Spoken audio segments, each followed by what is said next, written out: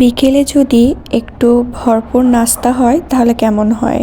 চলুন আপনাদের সাথে শেয়ার করি আমি আজকে বিকেলে কি তৈরি করেছি। আপনারা সবাই ভালো আছেন? আমি অনেক ভালো আছি।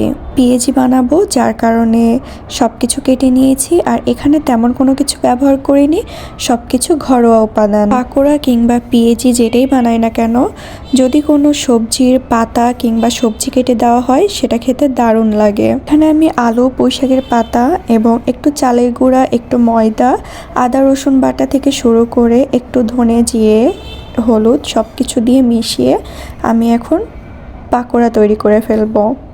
সব উপকরণের সঙ্গে একটু ডিম মিশিয়ে নেবেন, তাহলে আরও ভালো হবে। সাথে পেঁয়াজ কাঁচামরিচ ছিল, এটা দিতে কিন্তু একদম ভুলবেন না। দেখতে দেখতে আমার পাকোড়াগুলো প্রায় হয়ে গেল। আর এটা একটু লো হিটে ফ্রাই করে নেবেন, তাহলে দেখবেন একটু মচমচে ভাবটা আসবে, না হলে কিন্তু একটুতেই পুড়ে যাবে। আমাদের তো অনেক ভালো লাগছে খেতে। আমরা টমেটো সস কিংবা একটু ঝাল কোনো সস দিয়ে খেতে পারেন, দারুণ লাগবে।